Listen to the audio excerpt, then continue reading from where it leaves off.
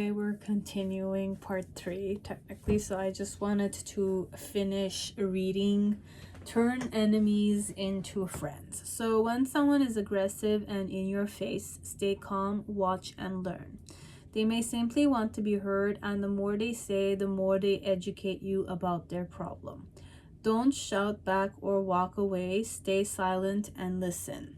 You may be able to find a solution for them, thus turning a perceived enemy into an ally, a rare and precious skill.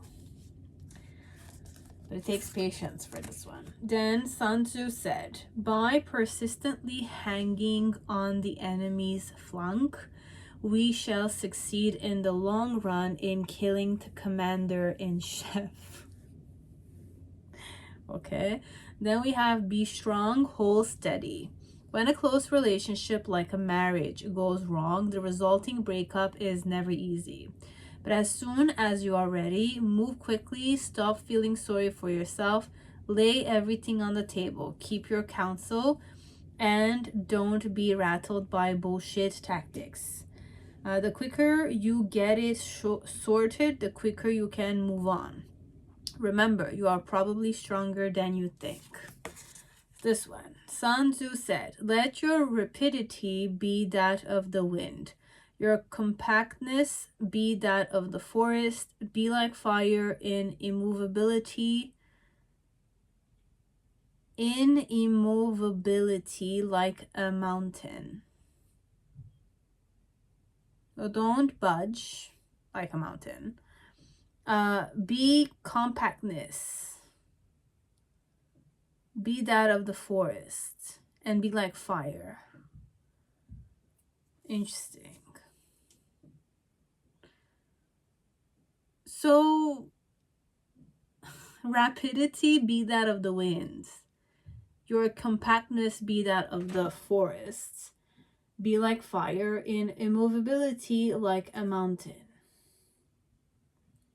Be strong, hold steady. And then turn enemies into friends. These are skills we want you to, or strategies that you can use. This one. Don't waste your time. Okay? Do whatever you need so that you can cut the tie or reinforce the situation. But in this one, even enemies, people that, you know, are against you, let's say, it's recommending you to listen to them and to educate yourself about their problem. People that might hate you, it's not about you, it's about them. But at the same time, it educates you about them, technically. They don't like you, it's perhaps you remind them of themselves. Or in some way, they just know that, you know, knowing themselves, it won't work. But this one, don't shout back or walk away, stay silent and listen. But you may be able to find a solution for them, thus turning a perceived enemy into an ally, a rare and precious skill. But obviously this one, it's when someone is aggressive and in your face only. This is not about people that don't like you. This is about people that might be aggressive and in your face. And then you have be strong, hold steady.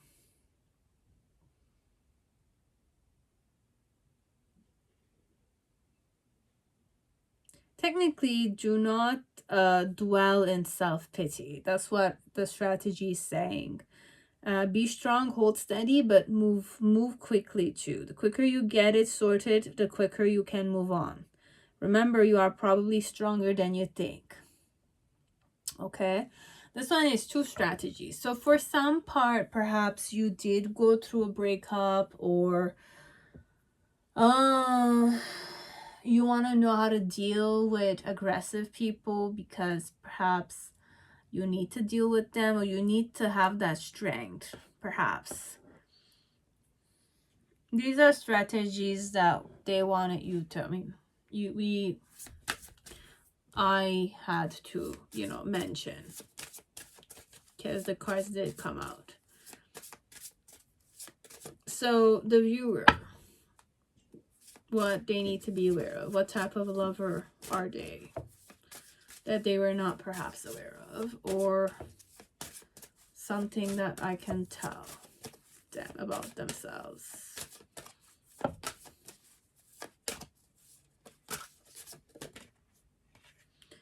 So we have protection here. So you're the protective type of lover, or you're the type that likes to be protected.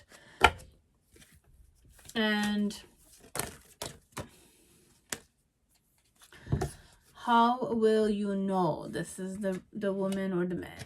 Okay, so the behaviors that you do, that you know this is the person. I have 4 cards here. Okay, so what I'll do is first I'll read the type of lover you are. Okay, if you weren't aware, this is how you are as a lover. Okay, so Scorpio, we have solar, water and tree, white flowers. Interesting. At dawn, the bad things go away. We succumb to evils when we are not prepared. If do not learn to shield ourselves. You can protect yourself or rely on armor made in good faith. Will, perspicacity, and meditation, strengths of the mysterious Scorpio, will guarantee protection. Magic. To resist a curse, immerse yourself and your partner just before dawn in a stream or a bathtub after throwing 3 white flowers into it. When the sun appears, get out of the water and let its warmth dry you off. Interesting. Okay.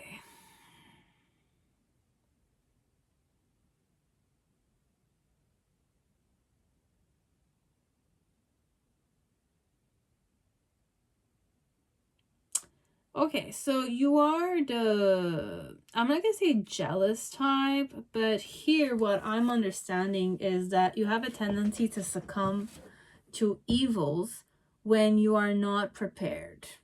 So if you do not learn to shield yourself, you are gonna succumb to evils, technically the evils inside of you kind of thing. So you can protect yourself or rely on armor made in good faith.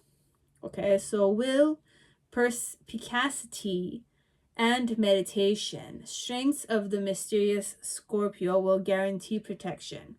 So you have a good and a bad side to you perhaps as a lover. Okay, so if you're not prepared, you do not, I mean, technically, if you do not know how to shield yourself, you might succumb to evils, okay? When you're not really prepared for the lovemaking, perhaps. So this one, in some way, you might have like a tendency to rebel a bit when you're not prepared to make love to your partner. Or you don't know how to shield yourself connected to your partner when you're not prepared. But you can protect yourself technically and rely on armor made in good faith. But this one, will, perspicacity, and meditation, strength of the mysterious Scorpio, will guarantee protection. So this one, what type of lover are you? If you're not prepared to make love, you're the type that will not make love, okay? You're going to shield yourself and you're going to protect yourself. But if you're prepared for it, obviously, everything will go well, okay? Perhaps you might be very gifted also in the arts of lovemaking and all. But if you don't know how to shield yourself, or you're feeling like you're not able to shield yourself and you're not prepared for the lovemaking, definitely you might not be a eager lover, okay? But this is normal. This is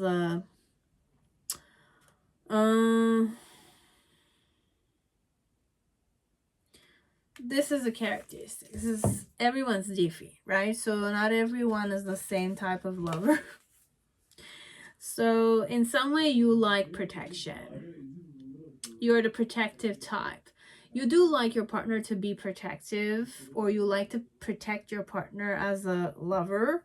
But so when you're not prepared to face certain unexpected kind of situations, even in the lovemaking, your devilish side comes up perhaps, or you're more like the bad side, you know, like the good and the bad. You might have like little devilish side to you. We're gonna go with devilish side to you. Even Joe protection card does not give me that vibe, but this one here, it's more like I always tap into like you like to be protected, or you like to protect your partner. But to be honest, I wasn't expecting that kind of like information, I'm not gonna lie, but it's different, you know. I honor whatever it is because it's a new point of view that I didn't see regarding the card. Okay, so, and this is Scorpio. Now, how you can know if your partner is right for you. Okay, so this one, for some part, you're possessive with this woman or this man, okay, and you are jealous of other people connected to them. You love to whisper in her ear or his ear. You love to have fun with them, dance with them, party with them, and you feel at ease and you feel joyful when you're with them, and you're still able to stand alone. Okay, so these are the 4 characteristics that you know or need to be aware of to know that this is the right partner for you. So if you're with this woman or this man and you feel like you can stand on your own, have some alone time, be in charge of everything, you can have fun with her or him, and you know, do some playful games and tease, and you know, no one gets hurt, and it's all a happy festival kind of event. You can have fun with the person, same person. You're able to kind of have that like one-on-one soft whisper kind of energy going, and you love her neck area, and you, or his neck area, or you like it when he's kind of coming closer to your neck area, let's say. These are signs that this might be the right person, kind of thing. And you're jealous and possessive. So these, when, if you feel each one of those with a specific person who's not yet your girlfriend or your boyfriend, then these are good check marks for you, because this is about you. So you need to know what your truth is so that you can definitely face the unknown, which is knowing the affections and the interest of the person you're interested in. And if it's mutual, obviously it will work out. If it's not mutual, then you'll need to seek somebody else who still makes you feel this way. Just because one person rejected you doesn't necessarily mean another one will reject you. But if it's the first same person rejected you more than 2-3 times, then it means that they already know what their truth is connected to you. And we have to honor that, because we want a willing partner. We don't want someone who feels forced to be with us, right? So these are all about you, okay? These represent you. So I built my house upon the rock. So if with this woman or this man you feel like you built your house upon the rock, you're good. So seeing love, the love story. He has seen so many young fools build their houses upon the sand, only to be swept away in the tide as love waned and waxed. They were soon homeless. He wanted a better foundation for his life, himself, his love. And so he built his house upon the rock with security and safety. He achieved this by having the courage and wisdom to stand alone. He found wisdom, he found sacred scrolls, he found a mighty staff, but most of all, he found the love within. And this was his foundation for a better tomorrow. Love found him once he had found himself. So, this one, you feel like you have found yourself. And if you found yourself, love will find you. Making love, action. Fly solo. Go somewhere alone and enjoy your own company. Whether it's a wild expedition, a little getaway, or even a trip to the grocery store, let that time be yours. Claim it, make it an odyssey, a journey towards self-love. Being love, meditation. Imagine yourself on a beach looking out upon the vast ocean. In this moment, make a pledge to forever love yourself. Proclaiming love, affirmation. I love myself. I am wise. I am strong. Okay? You like to feel strong. And you also like to have your alone time. But a partner that allows you to have your alone time. 12. Joy and jubilation. Dancing in the rhythms of the heart. You're dancing in the rhythms of your own heart with them. Okay, so this one. Seeing love, the love story. The joy of love is exciting and jubilant. The lovers felt it in their hearts and danced to the rhythm. Cherubs and nymphs joined them in their jubilation. Their hearts raced. They moved to the intensity and drama of love's pace. It was time for the lovers to celebrate. Making love, action. Love is so good sometimes it makes you want to dance. Allow your spirit to be free. Your mind and your body will follow. Have a dance party dedicated to the exciting feeling of love. Dance with friends, a lover, or swing it solo.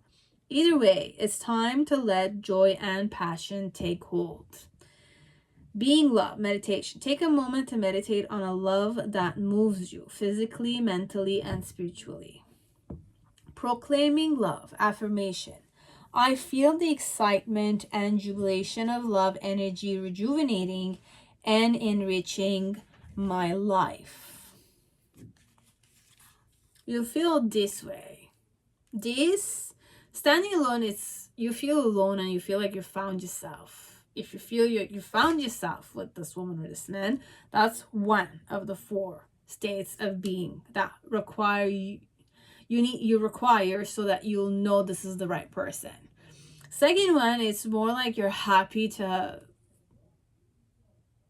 dance with your heart. Your heart feels at ease to enjoy and dance and, just flow with the rhythm kind of thing. The third one, these are states of being that you require, all 4 of them, to know that this is the right person for you. Technically. This is awareness element. This is what you needed to be aware. But you were aware. If you weren't aware, then you're aware now. And you require at least 4 states of being, technically. I'm saying being, but it's not being. It's 4 check marks you need to know this is the person. So if with this woman or this man, the essence, the presence of this person makes you feel like you found yourself, makes you feel like you can dance to the rhythm of your own heart with them. Soft whisper, let's see what it says here.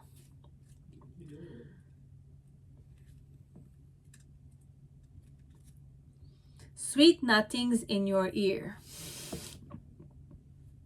He whispers sweet nothings in her ear that she might hear all the love and beauty that is in store.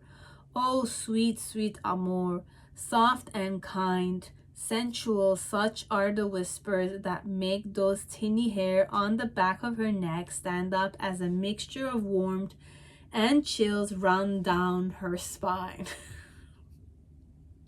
He has it down to a science, and he says all the right lines. Okay, so this one is either you do this, you're drawn to doing this to your partner, okay, or your partner has this effect on you, okay?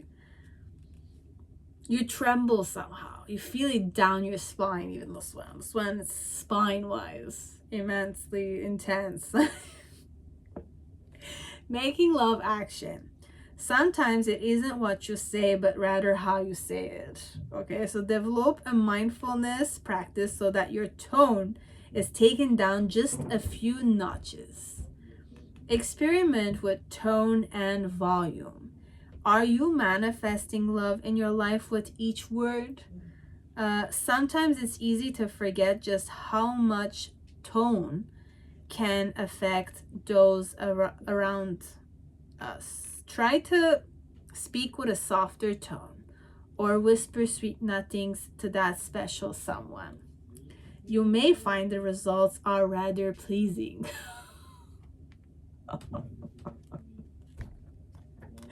Being love meditation. Do you hold a loving tone?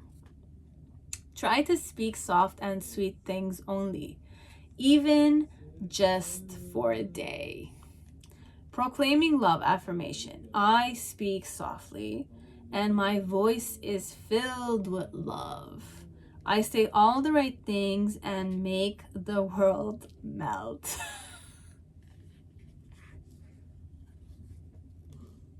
Actually, I love this one. This personally, I like this. Either to master its skill, you know, or to receive. I mean, receiving it, we don't know, but it's one or the other, okay? It's either your person does this or they ignite this element that you want to change the tone of your own voice and to know what to say, you know, to make your person melt, you know. Oh my god, it's so funny.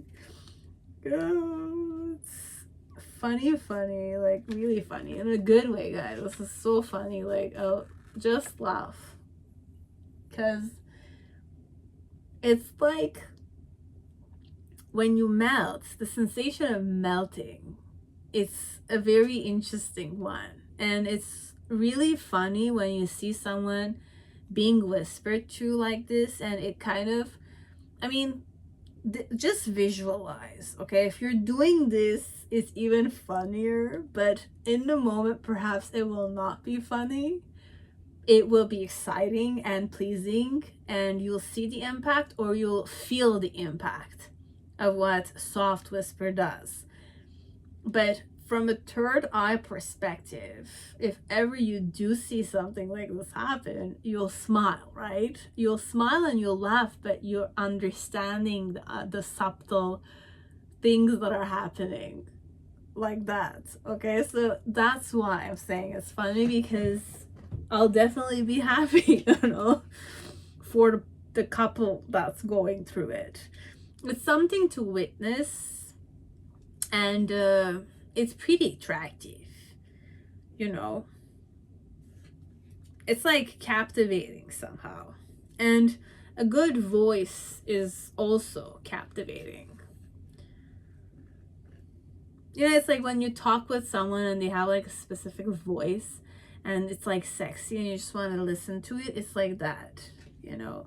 You want to keep listening to the voice. You don't really care about what they're saying.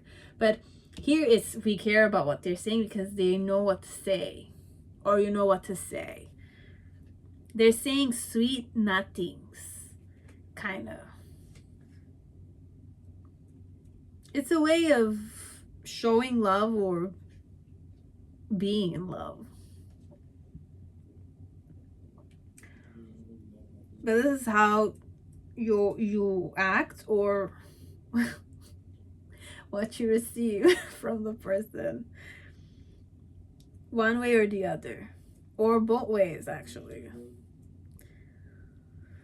23. Jealousy and possessiveness. You're mine. They feel like this, like a person is saying you're mine, or they are yours, technically. And you need 4 of these. You need to feel the 4 things, so you know this is the right person, because they're able to fulfill your, like, their presence ignites you to be like this. And this is how you need to feel, so that you know truthfully within yourself that this is the right person for you. So she's mine, mine, mine, and mine alone. Clothed in the skins of an animalistic being down to the root and the core, indulging in base primal instincts, she knew she needed to protect her turf and secure her prize, her lover, her possession. It was unhealthy to say the least, but the jealousy and possessiveness that lived within her came to the fore and showed their teeth. She never stopped to ask herself who she was really hurting until it was all too late. Making love, addiction, action. I'm saying addiction, but it's action. Develop an active mindfulness practice, actively noticing what you are holding on to unfairly in life. What are you grasping onto? What are you afraid to lose? Are jealousy and possessiveness holding you back? Make a note of these patterns in your life, both big and small. Remind yourself that love is infinite. There is enough pie for everyone. Being love, meditation. Imagine everything you wanted to control. Ball your fists up tightly. Hold on to it. Now, release.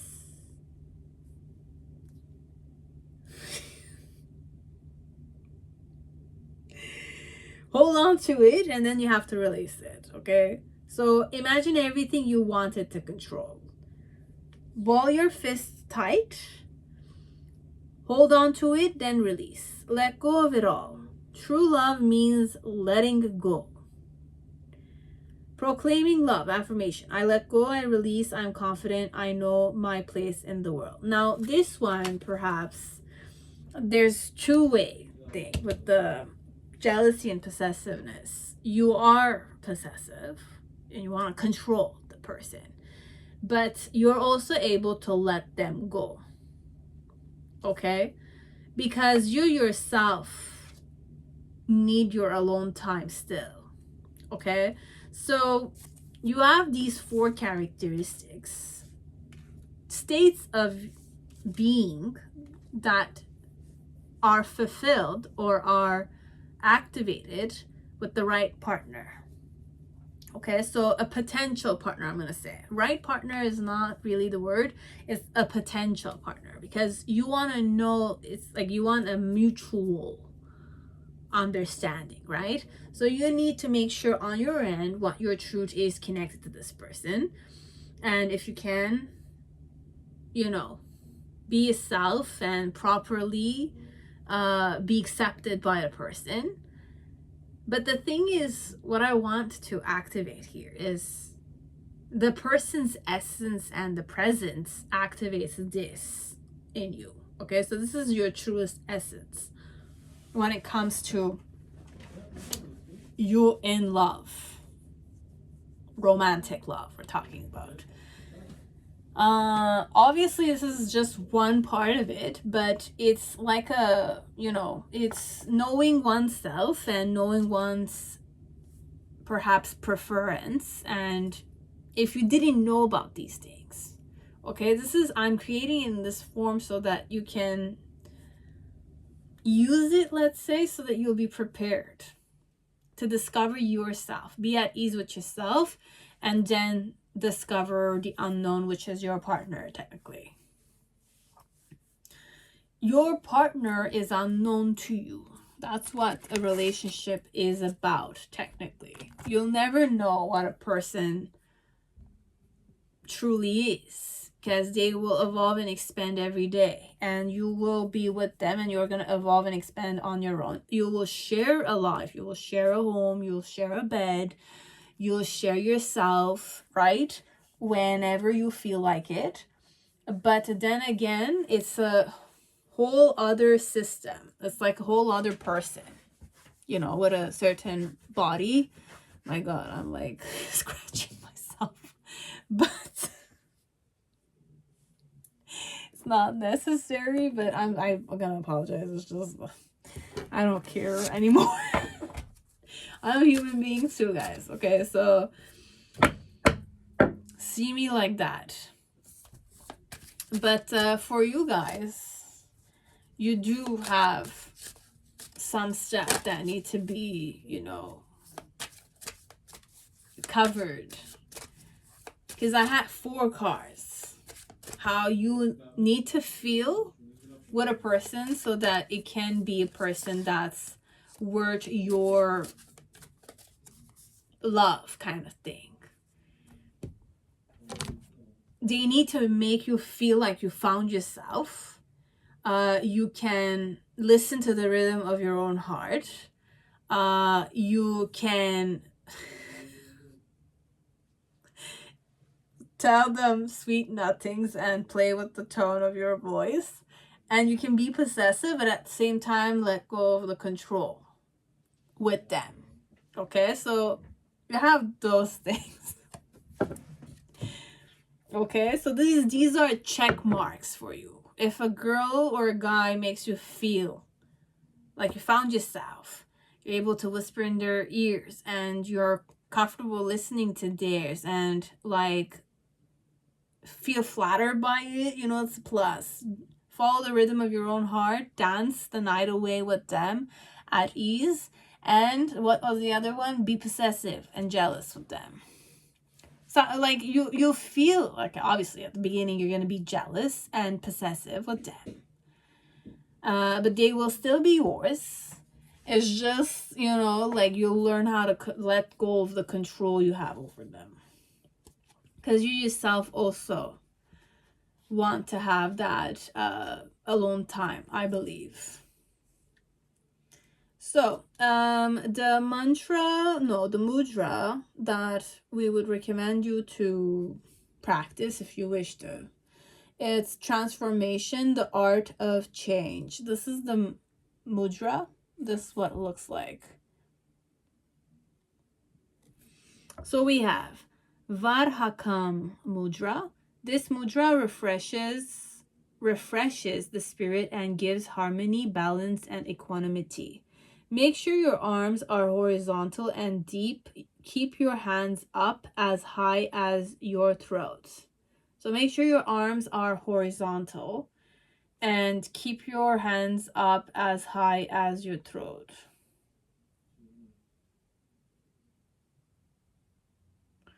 While you are performing the mudra, imagine a bowl of lemons in front of you. All but one are shiny and flawless.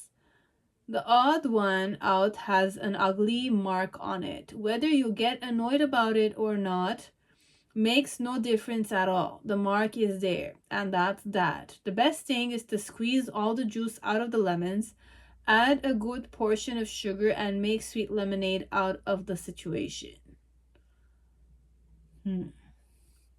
I'm so clever and ingenious that I can use any situation to my advantage, and I make sure that the greatest good for all comes of it.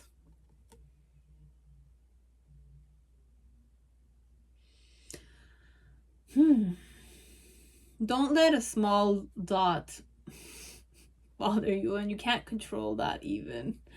Okay, so the important thing is technically what you can transform it into, not what it looks like, perhaps.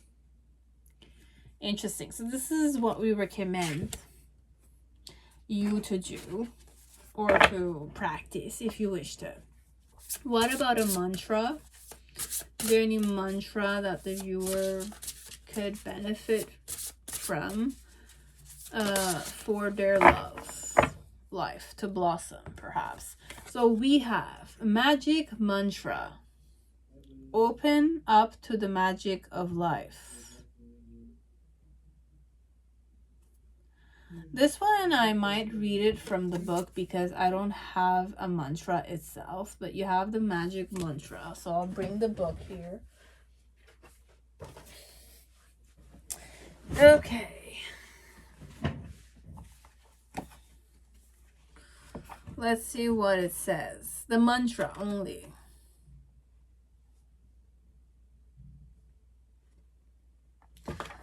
$72.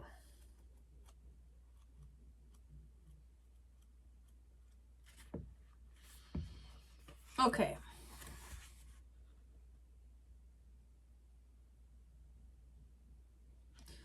So I'll just give you the full mantra and then I'll give you the translation. And you can check suggested musical version. Okay. Full mantra is Ek Ong Kar Satgur Prasad Ek Ong Kar. Okay, so translation is I am one with everything that is. I know it through the grace of the one true teacher that I am one with everything that is.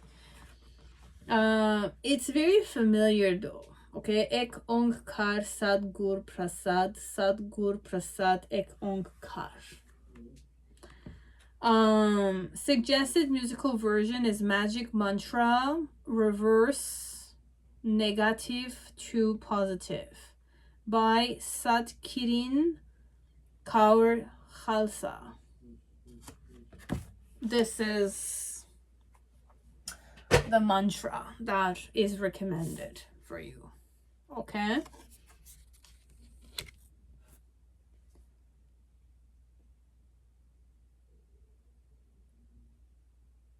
Actually, I channeled it now. How it's familiar to me personally. I had started, I couldn't finish it. I didn't stay devoted to it because it was the Sopurukh Sabbat. I was drawn to start to attract my partner. Technically, I started to do it, and there was a Niranjan Kaur singer that, you know, made a devotional singing, and I had the lyrics of the Sopurukh, but I never had the beginning phrase. This is the beginning phrase. I would never mention it because I would follow just the Sabbat, like whatever you call it. Like it's a long paragraph called Sopurukh, and when Niranjan Kaur would sing it for me, because she has a video of 11 minutes or something, and or 21 minutes or 31 minutes was it, but she would sing and chant the whole Sabbat and 11 times in that video. And if you did the practice, which I had started, that was the first phrase. So this is so funny. I have the translation. I never understood what she meant with that. Technically, I didn't finish it. Why? Because there was a video during my, let's say I did 11 days of it, but you're supposed to do 40 days for the mandala to be completed, right? On the 11th day, I saw one of her interviews because she had changed as a person. I'll share it because I don't know, like I started talking about it, so we'll just share it and we'll be done with it. But technically, when I started the Sabbat, I was in that dynamic of I want to do this for me, my brother, my father, and my life partner I want to attract, right? So it's more like a devotional song that you sing or you utter 11 times, so that you can kind of like untangle the karma with the masculine figure. But you can do it for many other people too, right? So after 11 days of chanting, let's say, I saw the same person change completely. And there's like a video, it's like recently, and she talks about her journey and her experience with Kundalini mentors and all that kind of stuff. So, you know, like sitting down and listening to it, I understood the point of view in the form of, she said she stopped.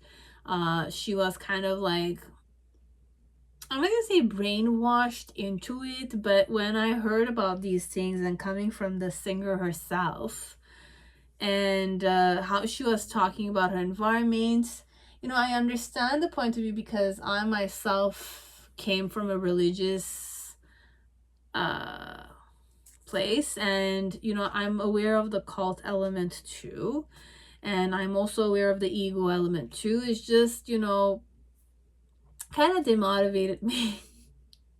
A person who might have sang devotional songs talking about her community in a specific way kind of made me realize that no one's perfect, right? There's good and bad and everything, but that's the thing that made me stop the mandala, technically. I didn't complete it. I wasn't motivated anymore, somehow. But, you know, there's a reason why. There's a reason for everything. But I always do my main mantras, you know, like I do the meditation with the Om Namah Shivaya personally, and other stuff that I do. I'll not share them, but the main one is always Om Namah Shivaya, because it's all the 5 elements. And having a guru, your guru helps you, you know, with your spiritual journey. So I'll leave that there. So I just wanted you to know perhaps that I had stopped something, but this one, it's just the beginning of one of my sabbats that I kind of unfortunately failed to complete, but then again I consciously decided to release. So it's like that. That's a little something about me, but that's a mantra that you could welcome in your life. It's a small mantra, this one. It's just 2 phrases. You can repeat it as many times. The one I was doing is a big one. You know, it's like 2-3 paragraphs, and it's like you need to say it 11 times. So it takes like 30 minutes every day. It's the Sopurach. Purach. P-U-R-A-K-H. Sopurach. The guru was Ramdas. Okay, so it's like something you can devote yourself to. Apparently many people get benefits on the 40th day. Something divine or miraculous happens to them, apparently, from all that I've read. So if you want to also be like, check it out, I gave you the name of the Sabbath. I think it's called Sabbath. I'm not sure. And usually how you chant it is like you tie a white, like a bandana around your head, and then you chant it. It's like that. Okay. I like to explore different things, but the main thing is I try it out, but then again, if there is a correction or a misalignment, I'm also sensitive to that. And I believe I see things for a reason. So if I see the same singer telling me something different, and like it's an interview, you know, like she's everyone's doing podcasts these days. So it's like same artist is talking about her experience when she used to do that. So talks a lot, but then again, I'm one that's aware of these things. Okay, so you can be aware of these things too, if you wanted to. Now it's for you. I want to finish also one last thing, and it's more like this is a self-reevaluation as preparation for you to be in a relationship kind of thing. Okay, so these are questions that you can reflect on, and it can help you immensely with your partnership life, you know. So first is about your life. What's your biggest pet peeve? And I feel like in this one you guys might have a lot of it. Okay, so what's your biggest pet peeve? You can mention as many ones as you want, but this one is asking you the biggest one. Okay, pet peeve of yours. So describe a time. These are for relationships. Okay, so you with relationships. Describe a time when a person disappointed you, but you acted like nothing was wrong. These are hard ones. Describe a time when someone disappointed you, but you acted like something was wrong. Well, like nothing was wrong. I was saying something was wrong, but nothing was wrong. You pretend it didn't bother you, but they disappointed you big time.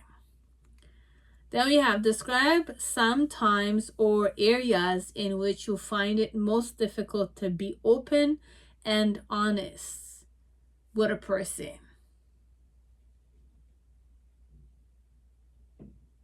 Or we're going to go this way. It's describe some times or areas in which you find it most difficult to be open and honest with yourself.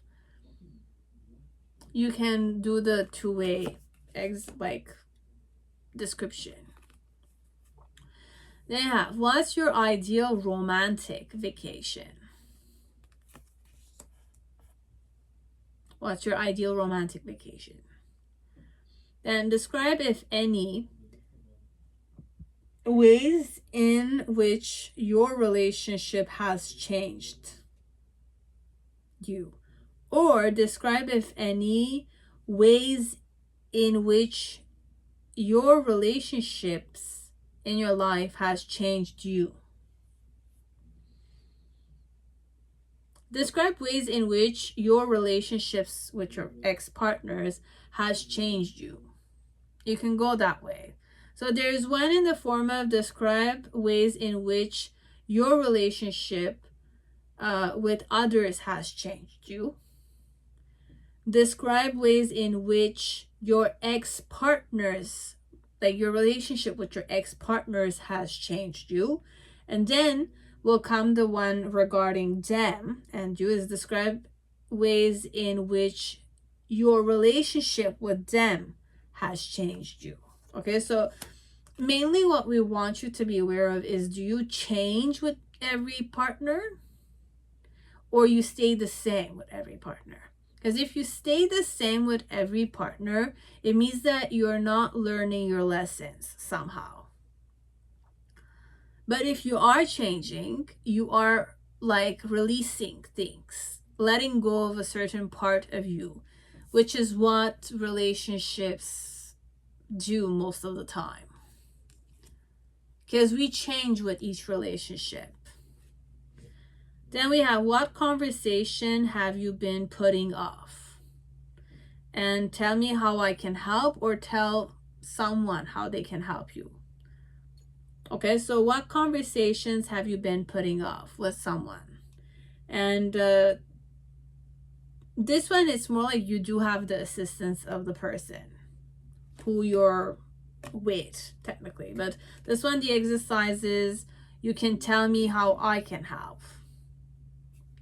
So what are conversations have you been putting off in your life? And tell me how I can help, or like express how you wish to be supported here.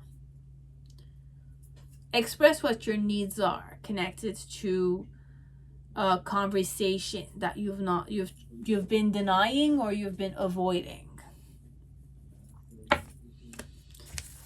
Now, intimacy wise, What's your favorite way to receive affection? This is very important. Gift giving, quality time, touch, senses, someone cooking something for you, someone serving you, like that. And what lie have you told so much that you now believe it? This is about you. What lie have you told so much that you now believe it? It could be in the form of pretend, fake it till you make it, as it could also be in the form of you're lying to yourself, but you believe the lie now. Kind of. Okay? So this is all I had for Aragonite. Thank you so much and have a good day. Now, whoever chose Howlite, welcome to your reading. I hope you're all safe and healthy in this time.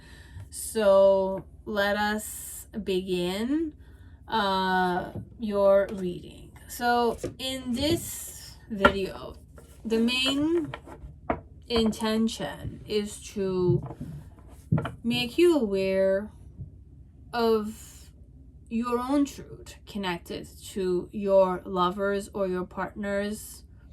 It's also to make you aware of certain things that you were not aware of regarding yourself, how you show up as a lover personally, and what characteristics or like what are the things your lover makes you feel that you know this lover is the right person for you.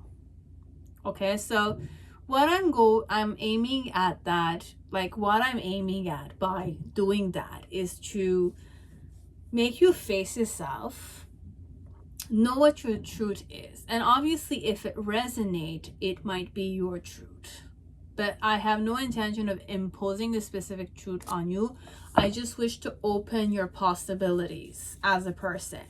If you didn't have them, like you didn't open yourself to those possibilities yourself, okay? Perhaps you do have this side to you, or perhaps this is how you want to feel, or this is exactly how you want to feel with a person. Because for me, your presence is significant. Your partner's presence is significant. Now, for a person to be the right partner to you, for you, to you, the definition is you. Whoever is the right for you, you're going to know it because it's within you that you know it. Right? But a real relationship will be created once two people are willingly choosing each other. Okay? So the first step is to know if you feel right with them or they are the right person because you feel a specific way that you know is your truth, and this person's presence helps you activate that state. You feel activated within yourself, you're whole within yourself, but this person in your life ignites something that you want already. It is that they ignite it with their presence. But you need to know what your truth is so that you can just see and recognize the person and do the effort necessary, the seduction perhaps, or the advances necessary to understand if the person's kind of like feeling the same way, wishing for the same thing or not, even though they ignite you the right way. Are they the right person, or are they a willing partner too? Right? Because it takes two to tango. It takes two to make love, right? I mean, you can make love with yourself, but that's alone, right? But for the real sacred union to happen outside of the spirit, let's say. But then again, we can't see outside. It's just on a physical scale. So that you can have a harmonious relationship with a person, you need both. You need to feel right within yourself, right? And you need to know that it's is mutual, right? This is all about you though, at the end of the day. So let us begin with the sacred web. So let us center ourselves, and from the center, learn something that we didn't know, perhaps. So this is about you. So we have the 5 of Cups. We do have a dog here, and we have a gorgeous flower in the middle. I mean, dogs are loyal animals for me. Sign of loyalty. But I have empty eyes here, so I don't know if there's a connotation connected to it. But if I were to go ahead and read this for you, because I have the 4 of Cups and the Ace of Cups in the middle. The Ace of Cups is the one that like blooms the most, and it's above the dog's head. And there's 4 of Cups that are facing each other.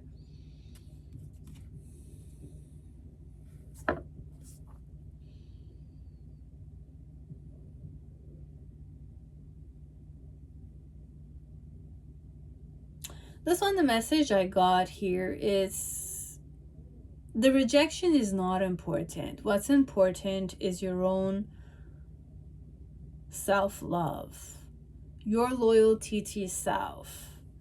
And mind you, rejections are redirections, so there's no point in dwelling in the past. If a person rejects you, it's a good sign, because that person is not playing with you. They're not wasting your time. This one. So it's important to be loyal to oneself, to be loyal to your own well-being, and to respect your word, to respect your self-integrity here. Regardless of being chosen or not, you were able to love a person, and you were able to show up properly connected to them. Be it they saw the value or they discarded you, let's say, you had to face the reality somehow. But you are the loyal type of person. Let's go and check what the Sacred Web wants to say regarding this card. And the Sacred Web is really a very empowered, it's a very like wise and spiritual deck, and I enjoy it so much. I love it because it has a certain self-respect too.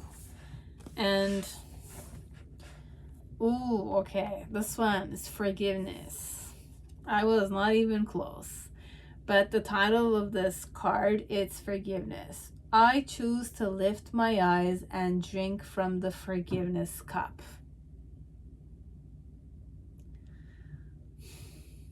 Okay, so you have been guided to this threshold, to the underworld of your emotions, to the web of sorrow that has bound your heart.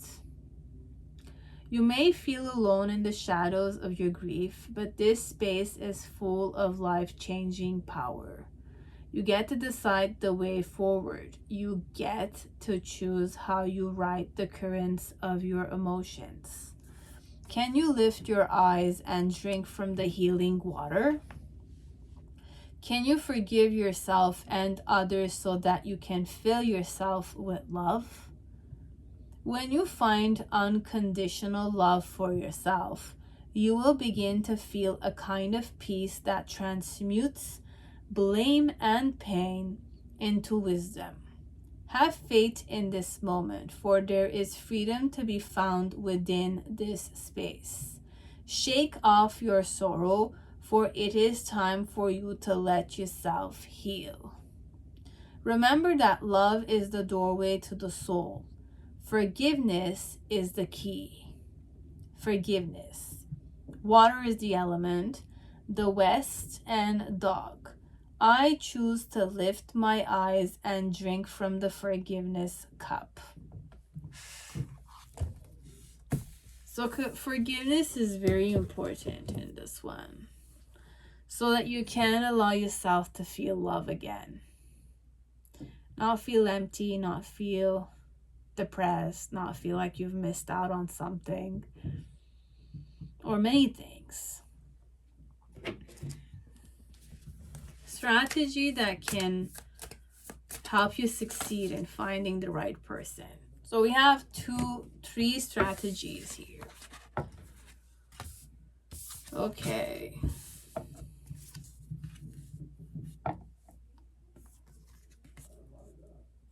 So better decisions lead to a better life. Every time we set out to solve a problem, we are declaring war on that problem.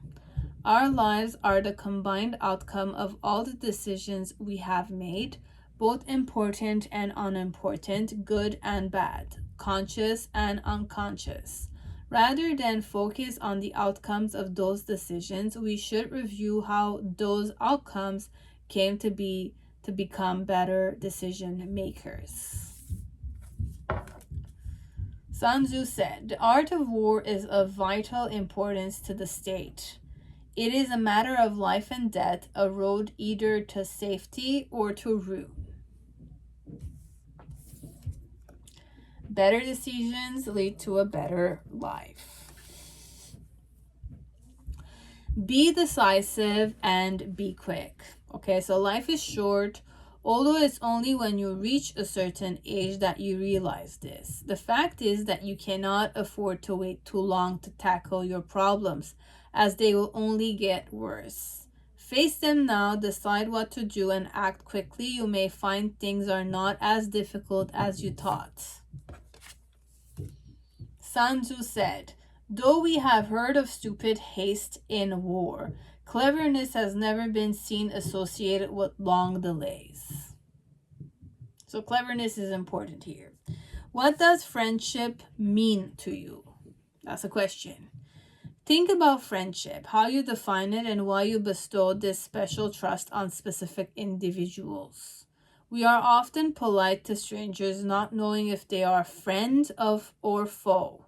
Friendships form as doubts slip away, and we let them into our affections through words and actions. We should be open to the offer of friendship if it pleases us. Sun Tzu said, "He who exercises no forethought but makes light of his opponents is sure to be captured by them. Therefore, soldiers must be treated in the first instance with humanity, but kept under control by means of iron discipline. This is a certain road to victory." What does friendship means to you? Okay. So key elements. Better decisions lead to a better life. Be decisive and be quick. And what does friendship mean to you really? Okay. And focus on those strategies that we mentioned. Okay.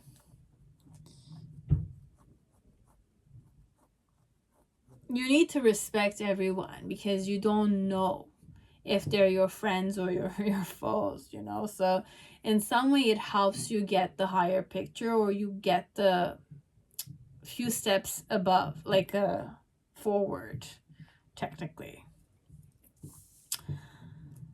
What you could benefit from the collaboration is no one has a map for life. We are all making it up as we go along. This is true. So, how is the viewer as a lover in the right relationship where they can be themselves?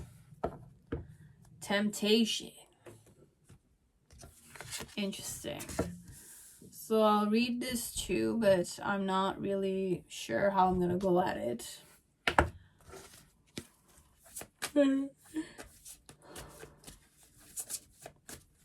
And how does the viewer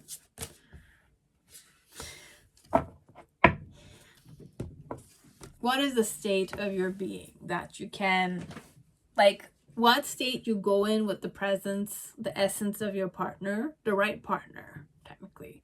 The game of love and temptation. So let's go with the game of love, and then I'll go to the temptation.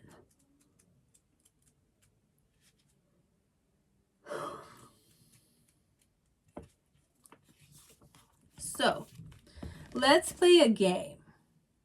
You're the type that likes games, okay? And stimulated by it too with your partner. So if your partner plays games with you, you'll feel happy, or you feel like this is the right person. But games in the form of like sensuous tease and because we have temptation. Personally, your essence is like this in this time when you're watching this. So let's play a game. The lovers relax on a beach surrounded by so much beauty that it seems as if heaven is within reach, while the others splash and go for a swim. The lyre and harp sing among the waves and shifts. The wind blows so softly and all is sweet, and still.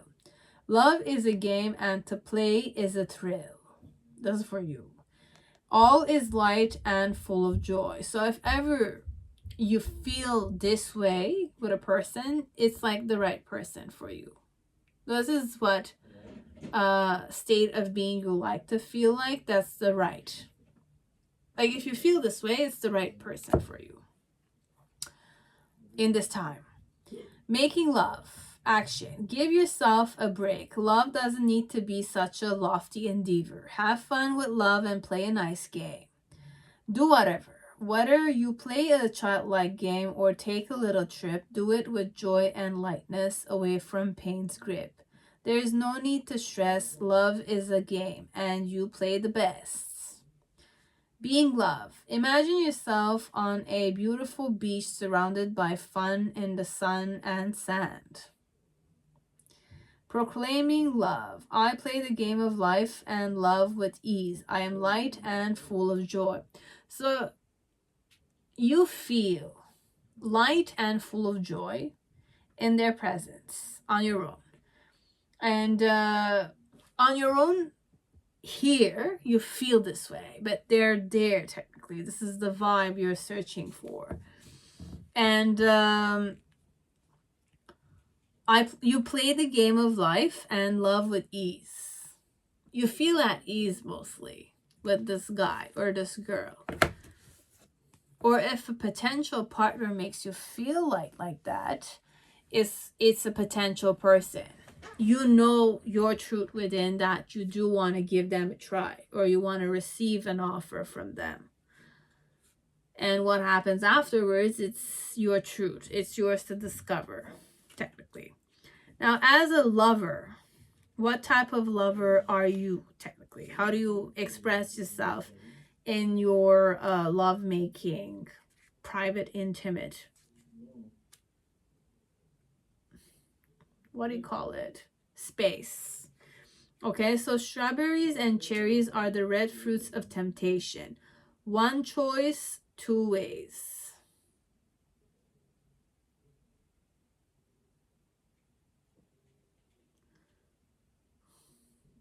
The sign of Libra represents a ritual moment in which we give ourselves to each other, exchanging promises of fidelity and mutual support, each with their qualities which need their partner to express them. As there is complementary, however, sometimes there is also imbalance.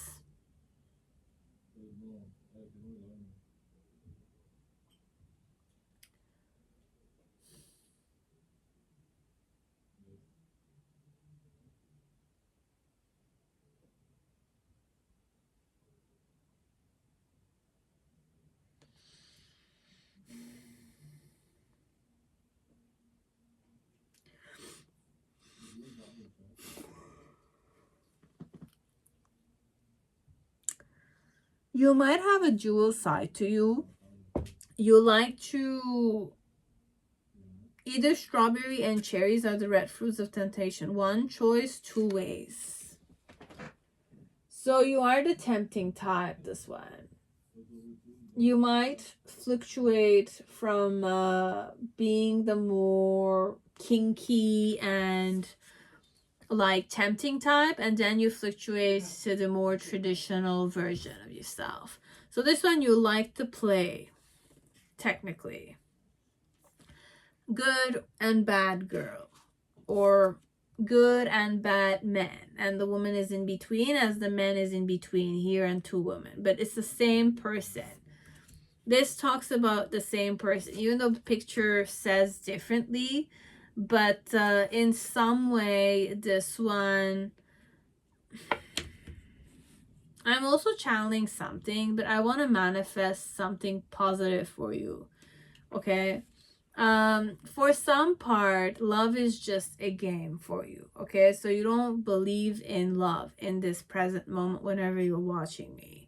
So hence why all the reading seems a bit more complicated than usual, a bit more than usual, because I feel disconnected. I feel like I'm reading and I feel like the viewer is just disconnected, so I don't need to read much somehow in this one, because you're already not in a forgiving mood, could be, but we want you to be forgiving so that you can welcome true love in your life. But for a person who might not feel like ready, it's normal that you will want to play your games and, you know, just fool around and, you know, get your partner's attention a bit more. For some part, not everyone is like that in this video, in this pile, but in this, those who chose the crystal, but some might be that way.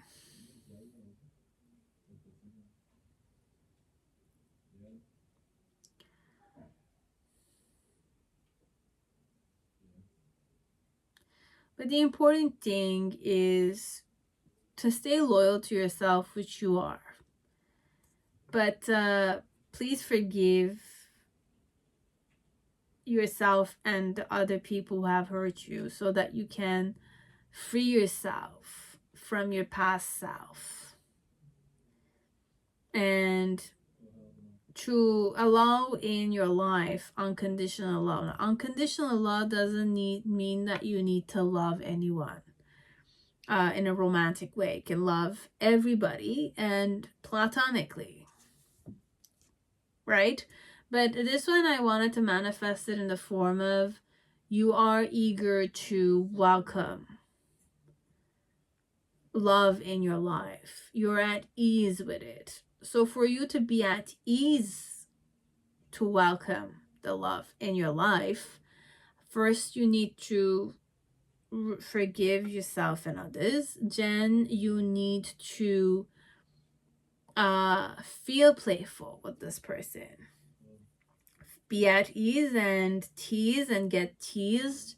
So playfulness is the answer here. So how you'll know if this is the right person is this, with this person, you're able to forget about the past people and enjoy the beauty, enjoy the sun, enjoy the beach, enjoy the shifts, you know, enjoy the playfulness that this person ignites within you. But I'm not saying you're not playful. In general, you're playful, but you're not in a playful mood because you do feel heartache, you feel betrayed, or you felt like you missed out on something. And it's hard for you to forgive these people and to forgive that part of you that failed in those relationships or those situations, right? But this is a person, you'll know it's the right person for you if you're able to be playful, have fun, enjoy the simple things, enjoy the environment when you're with them, kind of thing. You know, it's like sometimes it's the person that makes the difference. Also, who you're surrounded with. So this one, you're surrounded by the right type of person. The essence, the presence of the person makes you feel playful. This one. And what type of lover you are, you're the more tempting type. You like to stimulate your partner. And in many ways, you can stimulate them in many ways, this one.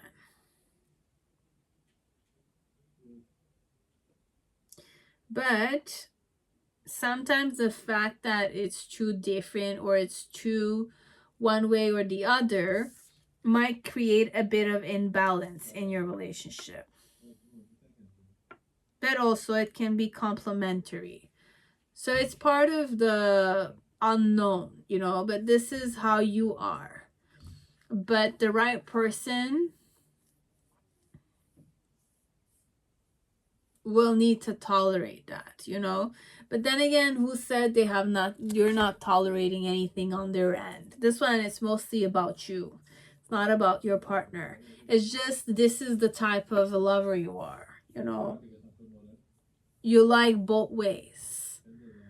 It could be kinky, as it could be intense. It could be like the virgin and the prostitute kind of dilemma. You know, it's not a dilemma, but this is like a switching. This is more like a sexual preference for many of you. Okay, so this one is some more spiritual aspects. If there's a mudra that we could recommend you that you can incorporate in your life that will be beneficial for your love life, it will be these two. Okay, so the first one is purity, fresh and clean. And the second one is devotion, deeply attached. Okay, so let's start with the first one, purity, fresh and clean. Just look at it properly and I'll read. So intestine mudra. This mudra eases abdominal cramps and stimulates the intestinal activity. If we clean the window of our soul regularly, we can be sure of a good view, and only when we can see clearly can we enjoy our lives fully. This means that old layers of grim from the past need to be cleaned away, clarified, forgiven, resolved, as the case may be. Generosity, forbearance, and willingness to forgive can be very uplifting, and they have the effect of drawing miracles into our lives like magnets. I speak from experience. Let people and situation pass in front of your mind's eye. Let old pains and negative feelings come to the surface so that you can let them go forever. I'm filled with inner freedom, peace, and joy. Intestine mudra. Then the other one is Dhyani mudra. So devotion, deeply attached. So using our concentration to sink into an activity, a contemplation, or a meditation brings about a healing, wonderful stillness, and this is a help to deal with acute or chronic pain. The absence of the invisible air around us, we would die.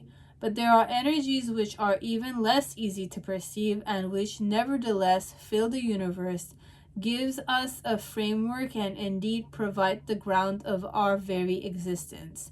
When we consciously let ourselves in for this incomprehensible, seemingly insubstantial something, then something else incomprehensible happens to us, in us, around us, for us.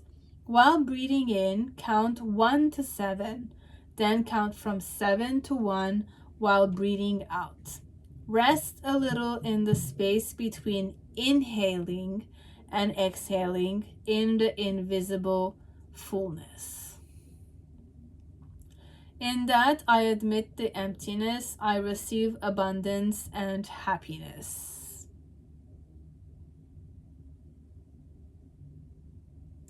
This is a gorgeous one. Dhyani Mudra. This is how we write it down. Dhyani Mudra. So these are mudras you can start holding if you wish. Mantra for the viewer. If there's any one mantra that the viewer could benefit from. So we have become fearless. So up saha he sa I hoa. Up sahi hoa. Become fearless. And then we have tune into your guides and angels. Ardas behe. Ardas behe. These are 2 mantras you can start chanting or doing a research about, and welcome these chants in your life. And each one has its own rules, so you can seek them out on Google or on sacred websites that are held or managed by true devotees that practice those, so you can benefit the most from it. Pleasure oracle. What does pleasure oracle want to tell you? Windows to the soul. So whether looking in a mirror or staring ardently into the eyes of a partner, erotically charged eye contact is the ultimate invulnerable yet suspenseful foreplay. You'd be forgiven for thinking that arousal is unlocked through hyper-exhibitionism alone. But from ancient tantrics belief to modern film TV, holding the gaze isn't just an intimate emotional experience. It can also be a carnal one. Action. Connection, reciprocity, even slightly psychedelic states. Gazing liberates our thinking brain and brings us into a state of deep satisfaction and soulfulness, physically and emotionally. Want to try it? Start with yourself, then others. Don't rush it. Take all the beauty in. Perfect. Now, last thing we need to do is do a little activity with you, but this is definitely about you. Okay, so these are questions that could help you out before starting to date someone. Okay, so we have one about your life. So how important are anniversaries, birthdays, and holidays to you?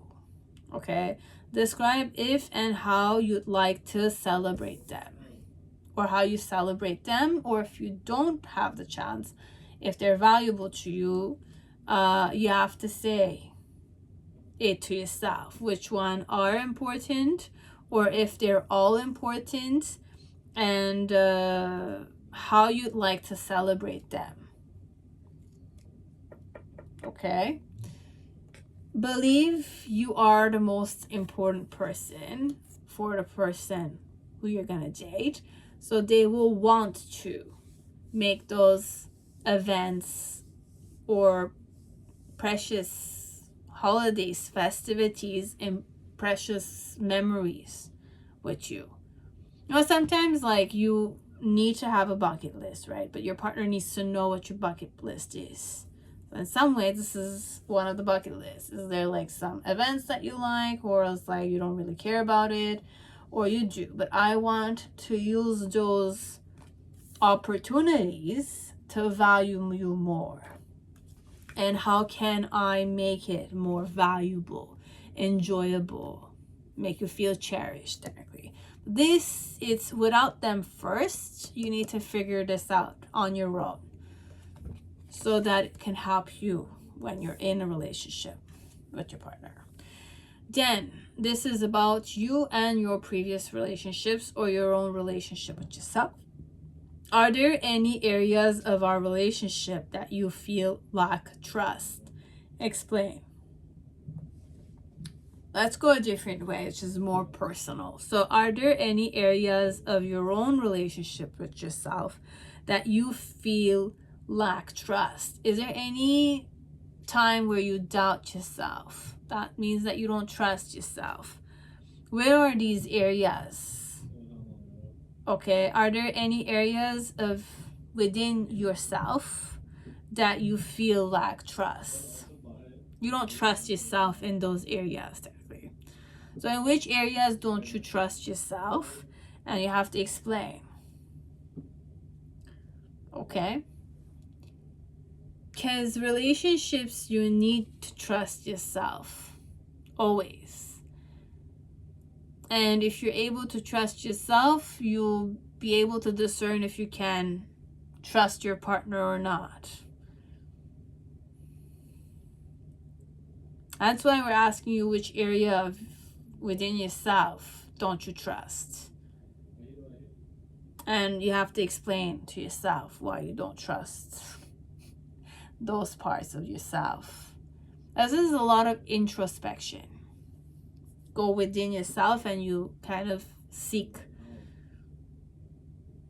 and discover, perhaps, or you look at what you believe you are, but at the same time what within yourself you feel. What is it? What is your truth? And where is your truth coming from? What's the source of the situation? Where is it lying?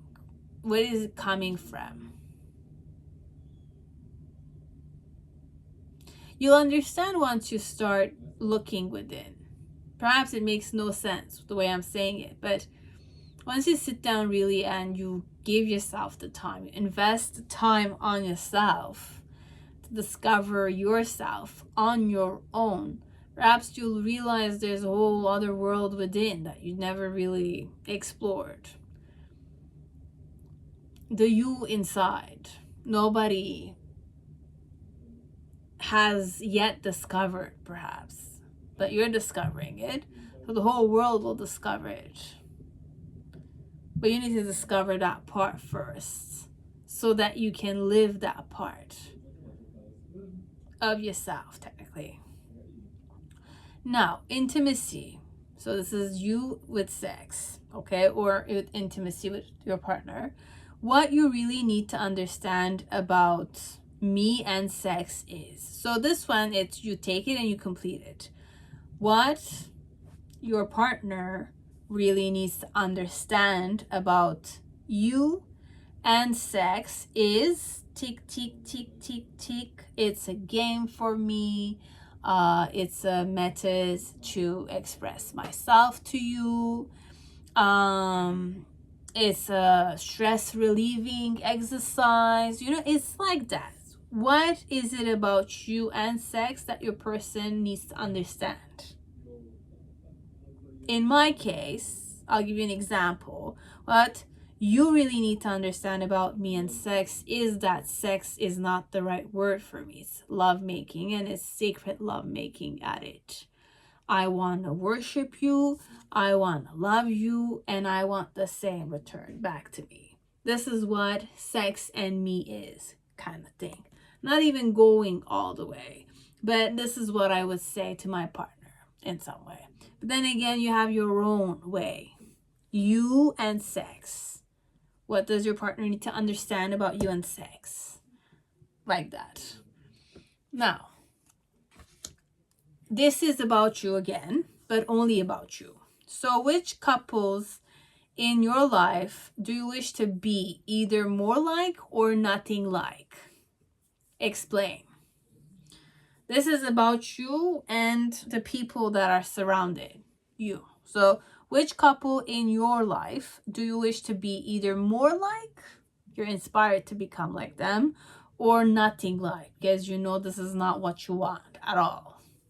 Okay, and you have to explain. Once you're in a relationship, the question will be which couple in our life do you wish to be either more like or nothing like? And then you'll have to explain this to your partner. Because self-expression is important, but then again, it will work only if it's a mutual relationship where both partners are working, showing up in it. It's not one that's kind of like just there and not valuable, and the other that's just using it. But again, it's a choice, right? It's a choice. Why would you choose to be with a person who doesn't value you, doesn't care about you, right? Doesn't want to create happy memories with you. You know, it's not invested in it. Why would you want to be with a person like that? You know, so it's a question of choice and decision. Okay, so it's very important to keep that in mind. Okay, so that's it. That's all. I hope it resonated. I hope it gave you the insights you were seeking. Only if you were, of course. Okay, that's it. That's all. Thank you very much and have a good day. Now, deck Crystal. Saying deck, but you guys see it. I'm already like, I'm done. You know, this is deck 7 and this is part 3 technically. So I've done many things today. It's okay. So deck 7, finally we're here, but it's not deck 7, it's crystal 7. And whoever chose the Amazonite, welcome to your reading. I hope you're all safe and healthy in this time. So my final pile, the question and the whole intention technically in this video is to help you wake up to the potential lover you are and the potential lovers that you can attract by knowing the potential lover that you are, and to know perhaps the side of you that is at ease and knows what its truth is. And by knowing what your truth is, you'll know. And you'll know who your partner will be, or who your potential partner will be when you meet them. So based on knowing your truth, you'll act from there. You know, so it's more like to clear the way, clear the challenges that might have once blocked you, to no longer block you technically, because you did the reevaluation, you prepared yourself, and you kind of are comfortable discovering those sides of you that perhaps you weren't aware you wished to discover, kind of thing. Hence why the question mostly is, what does your higher self or your higher consciousness want you to be aware of in this time regarding your love life? Okay, so it's like that. That's the intention. So what is it that the viewer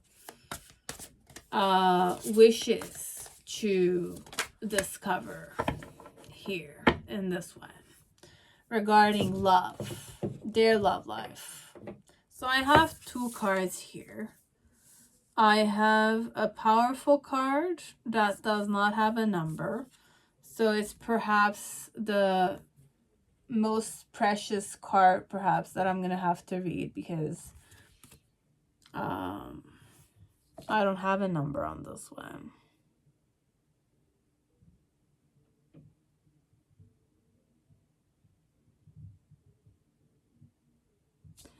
And we have number 5, which is the Hierophant. I have the Hierophant and this. Very interesting.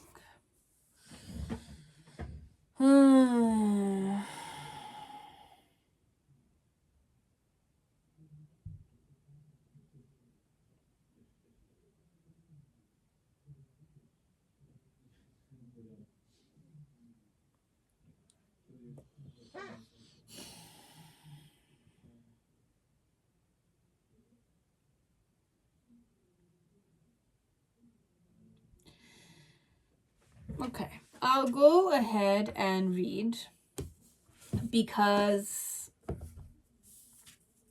this, it's like the image of a spirit, okay, without a body, but here there is a vessel technically, but it represents the soul of a person, okay. And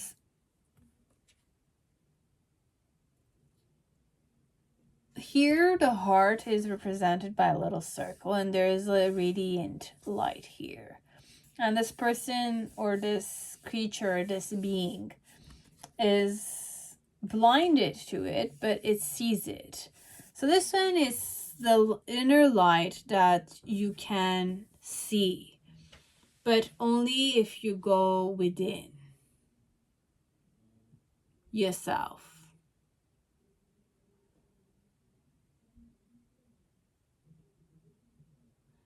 And the Hierophant, it's like there's a, let's say, a stack or a stag or a, not a deer, but like say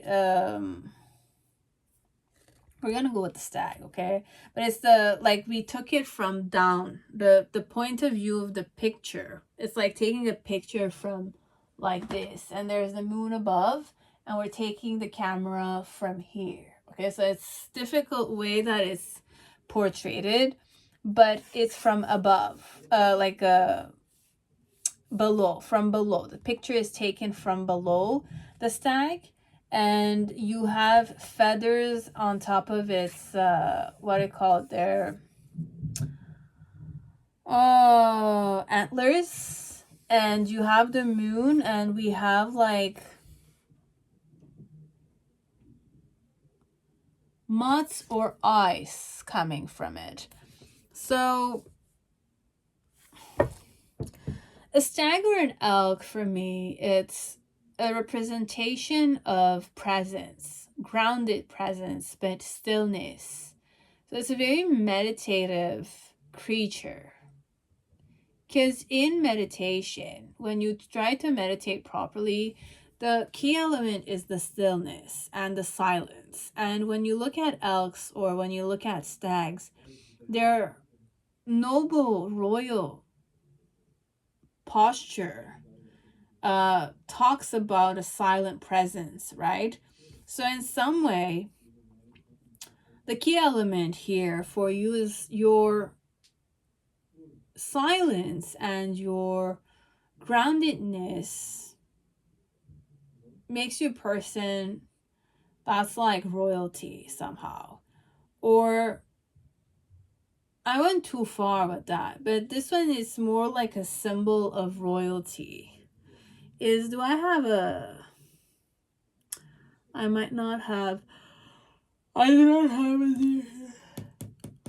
But for me, a stag or an elk, it's like a symbol of royalty, majesty, but humble version of it. So there's a humbling element to this card. Very humbling. Okay, so you might be a very humble and spiritual person. You might be a person that has wisdom, but you're still humble with it.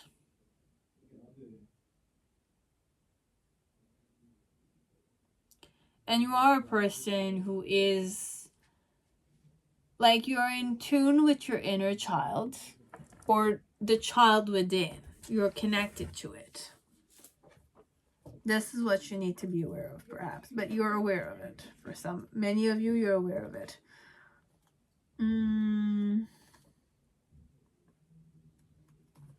Okay, let me see. Yes, the sacred cosmic self. Okay, so this is what you need to be aware of, okay? I am the blessing. I am the sacred light. You yourself are. So when darkness holds the space for light and light rejoices in darkness, it is time for you to make your way home. It is time to return to the inner sweetness of your child self. Open your heart to the wisdom and the divine magic that you are connected to, something that is beyond, but that is also within. Surrender any pain or shame or doubt, for these are simply illusions. Lift your face to the stars and remember that you are the invocation. You are the blessing. You are the sacred light. Every single one of us are. Okay, so rejoice. Ether is the space, technically, within. The ether within. Cosmos, stardust, happy baby pose, Ananda Balasana, throat, brown, crown chakra, and Om is the chant here. The voice, the syllable perhaps, or the sound. I am the blessing, I am the sacred life. Amazing, guys, amazing. Number 7.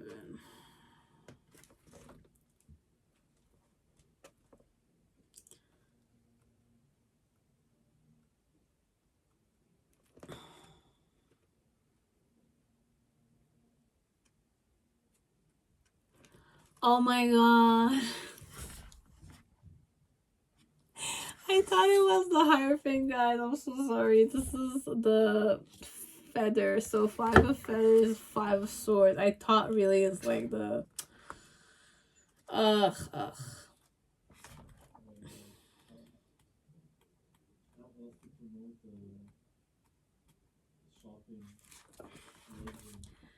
Okay, so we have change here.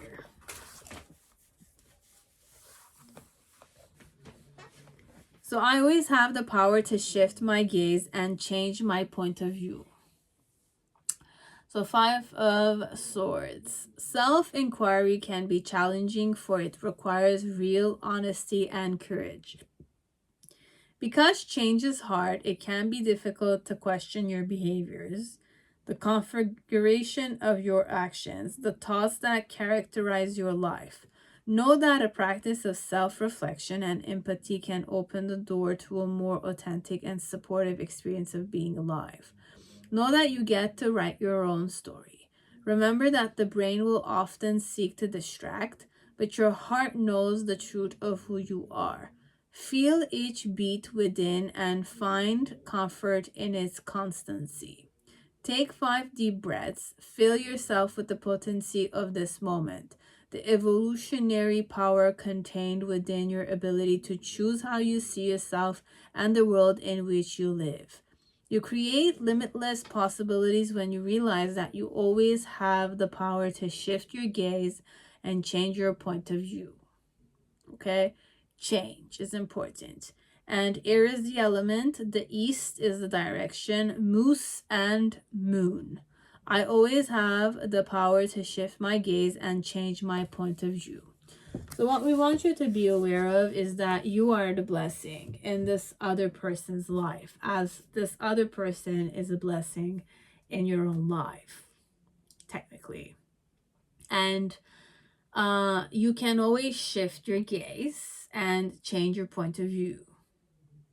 If the point of view you're using right now is not working in your favor, it's not making, like, filling you up properly, then you can definitely shift the way you see it.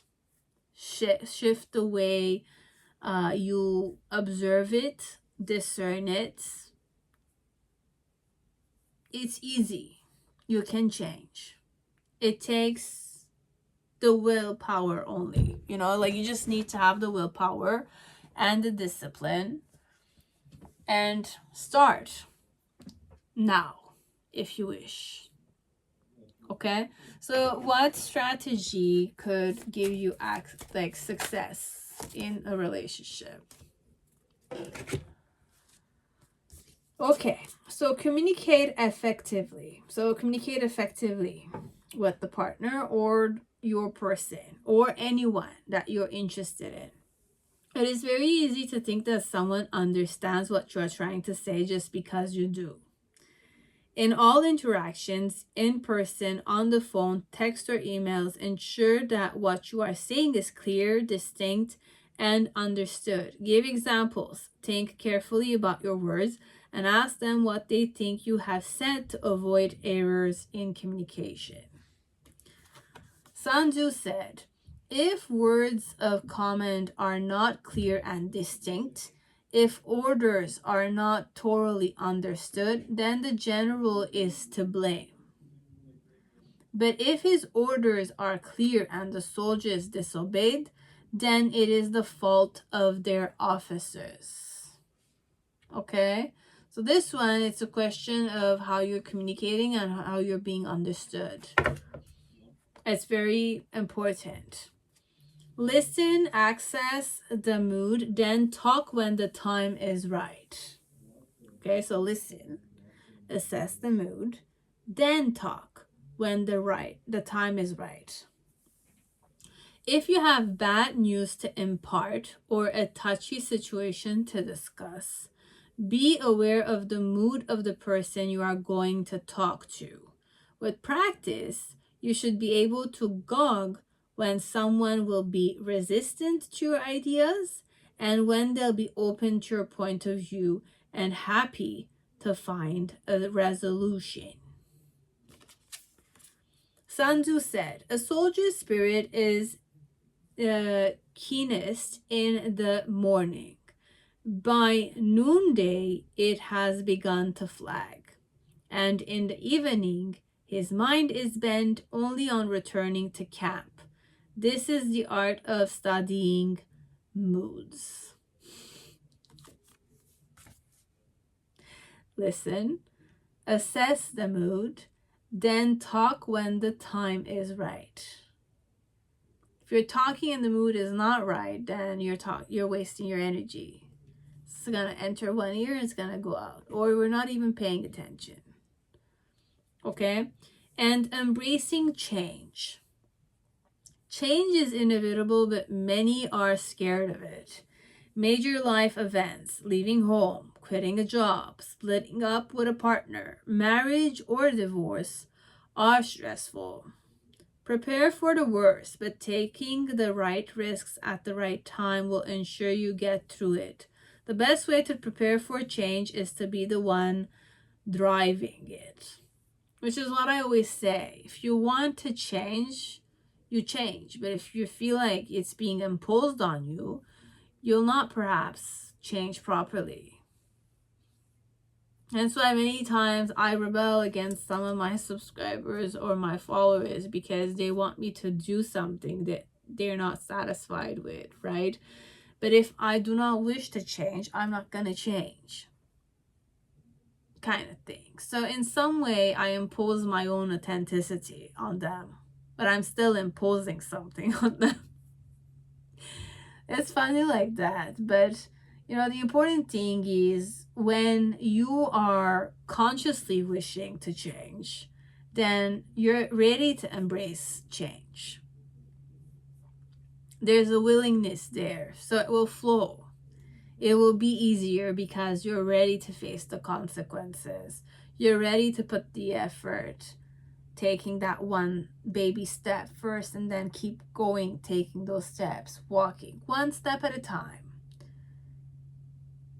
That's it. Just one step at a time, one step every day. You're embracing change consciously and slowly. Okay? But these are strategies that we want you to perhaps integrate in your love life. This one is about what type of lover you are, okay? So what's the card that represents you as a lover the most? Interesting.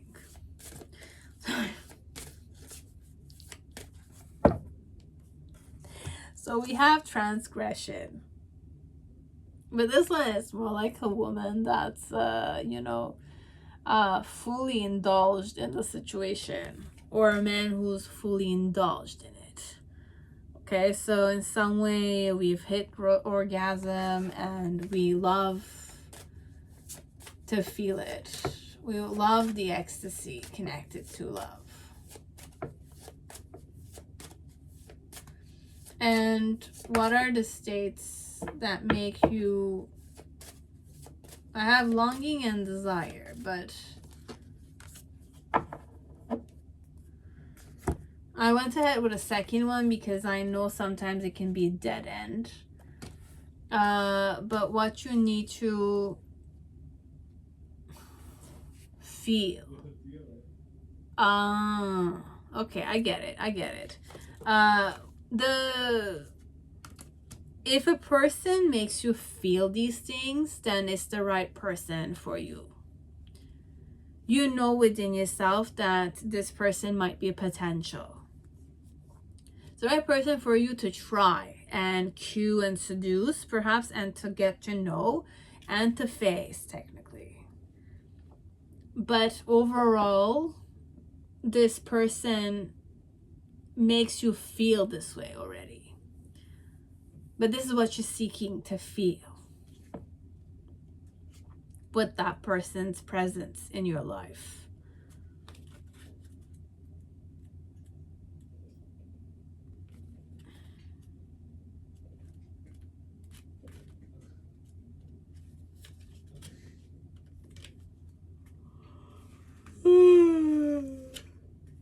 Okay, so what does the future hold? The question. With this person, though, you start to wonder what the future holds with this person. So the lover gazes into a crystal ball, aided by her angels and spirit guides. She wonders what the future holds for her and begins to manifest her destiny as love's story unfolds and unfurls before her. It is now her time to actively seek out a future that is ripe with love and beauty. She does this with grace and ease, and the gods are appeased. Her visions and daydreams hold the key to a beautiful life along the road before her. Making love. Action. Take some time to visualize your ideal love, romance, or life situation. Perhaps using the scrying meditation exercise listed previously, or alternately use a technique that works best for you. Once you have discerned what you long for, take action to manifest that wish in your life. It might mean something as simple as getting out there and meeting new friends, taking a new career opportunity, going on that trip you've always wanted to take, or so much more. The world is yours. Define what you long for, and then take the first step to obtain what it is you seek. First, you need to know what you long for. You need to long for it so that you can know what it is that you want and how you can work towards it. Being love, meditation. Gently fix your gaze upon a crystal ball, orb, pool of water, or even a mirror. Use this time to define what exactly you long for in your life. Proclaiming love, affirmation. I dream, I visualize, and I manifest what I long for. My life is filled with love. So connected to this gentleman or this woman, when you meet them, you're gonna start longing to do things with them. Okay? So it's more a longing that you'll want to see them again. The longing. And what you're gonna start doing connected to your longing, connected to this woman or this man. Then we have balance and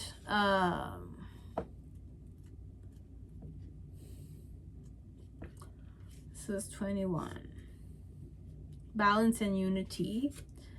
So there is me, there is you, and suddenly us. This is how you'll feel with them. You'll long to see them. You'll make plans to see them. and you'll invest to see them. You even invest in yourself to see them, right? And then again, there is you, there is them, and suddenly us. Okay, so this is how you feel in their presence.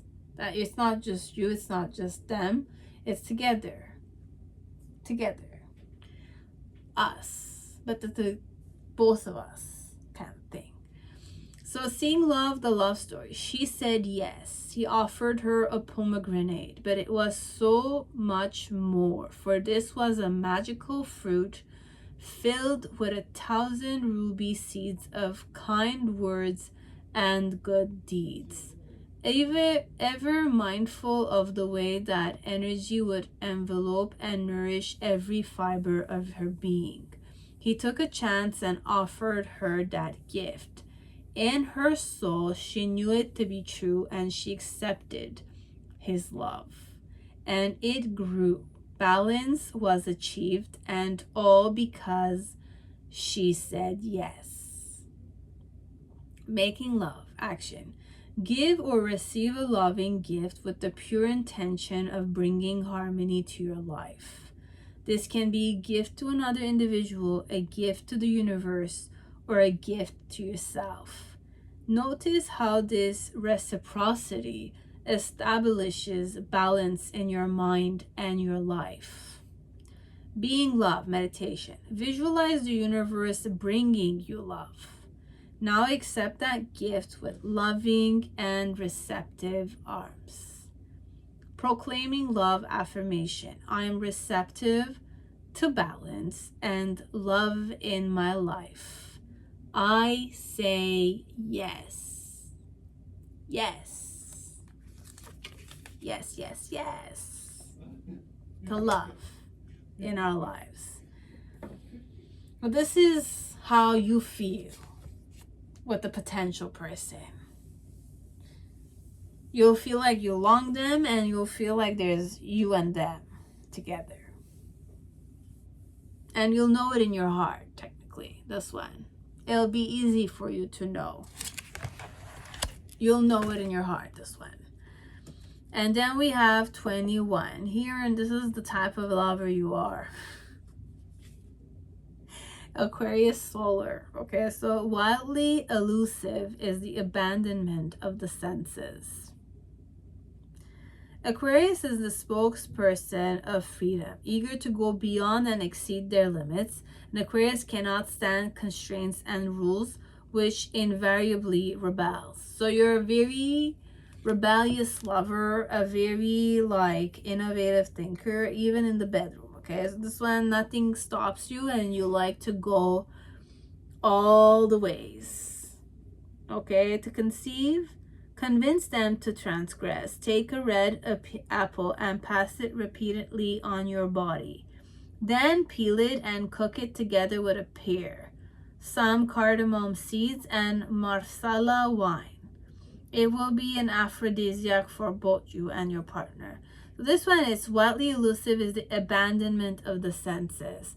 So you're the type that loves to abandon yourself to your senses. Also, this one. You love freedom in the bedroom even. Eager to go beyond and exceed your limits. Okay, you cannot stand constraints and rules, which invariably makes you rebel. Okay, so this one is you have your own freedom, and you want to be free and be yourself in the bedroom. The type of lover you are. Okay, with pleasure, what can I, Oracle, what can we tell you here as advice? Okay, or possibilities that you could integrate.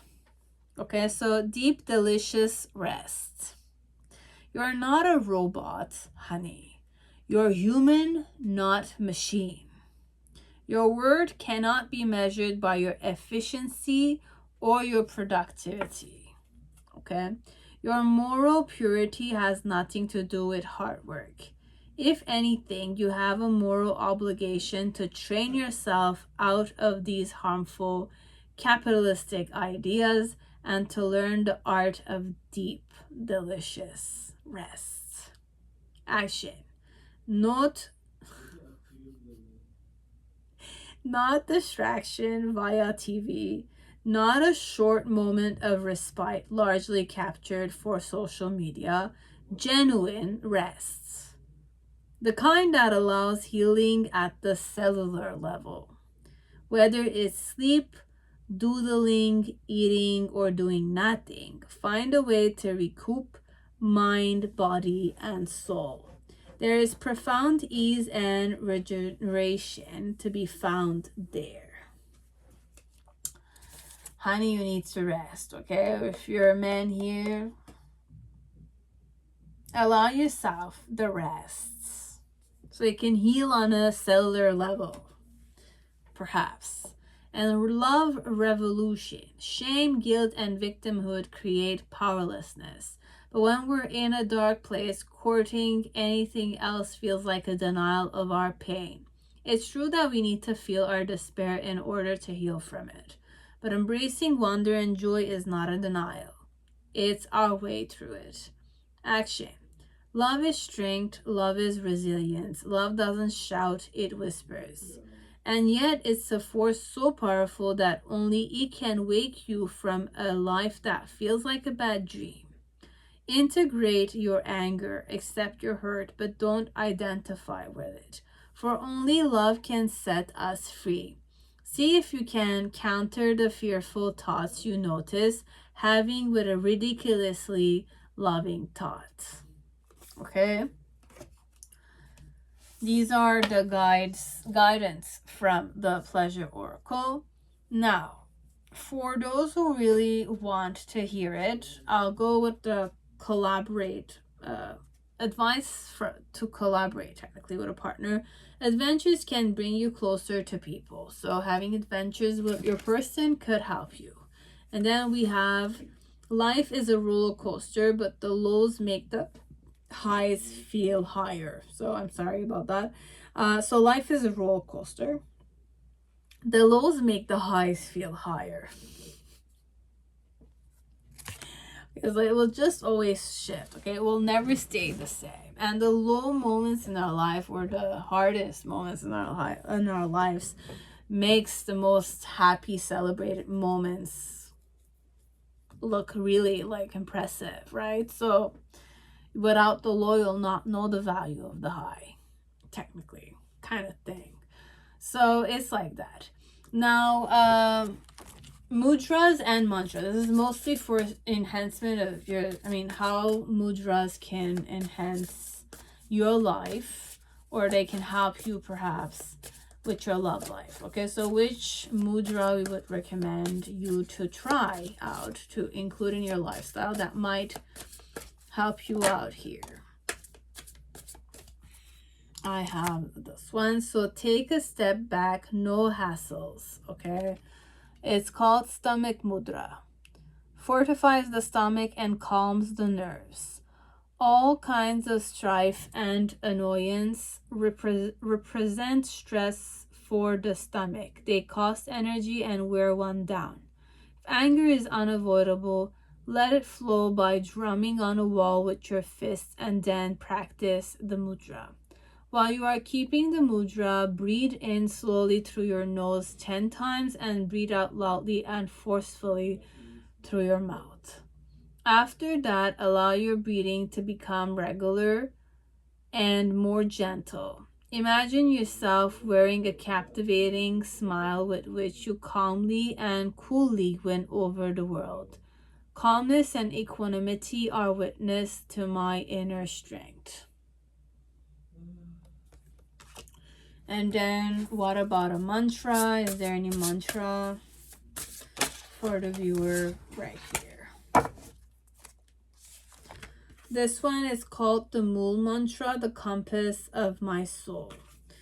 Do search the Mool Mantra, the compass of your soul. I'll give you the translation quick, and I'll give you the mantra too. So, and perhaps the mantra is a bit too long for them to put it on the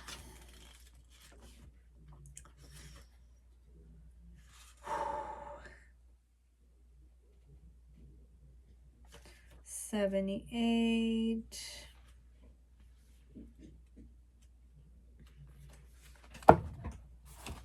Okay, so the compass of my soul. Now, Mool mantra. Ek ong kark sat nam karta purk. Nirbau nirvai akal murat. Ajuni saibang gur prasad jap ad suj jugad sach. Hebi sach nanak hosi bi sach. Okay, so translation. The creator and his creation are one. His essence is the truth, creator of all that is, without fear, without aversion. Immortal, unborn, illustrated by himself, illuminated by itself. It is through the grace of the Guru that we can be aware of that. Meditate by repeating true at the beginning. True through time. True here and now. Namak said it. Truth always will be. Suggested musical version. Mool mantra by Sat Kaur. Okay. This is the mantra. It's a bit long. If you wish to include it in your life or start it or get initiated with it, there are ways you can do so.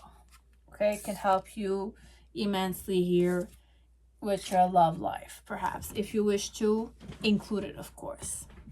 Now we'll do the last part of the reading, which is a more self-reevaluating question.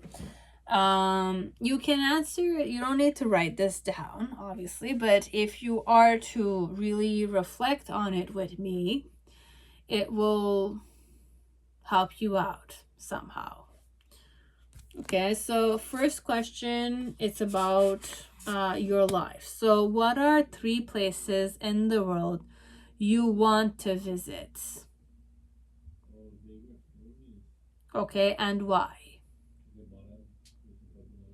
So what are 3 places in the world you want to visit? And why would you want to do that? Then we're gonna put you and place you with your partner or a person you're gonna be dating sooner or later. What are 3 places in the world you want us to visit together? And why? Okay, so first one, it's about you and the 3 places you want to visit on your own or with your family, or you want to visit just as your bucket list. And why would you want to do that? Second one is where would 3 places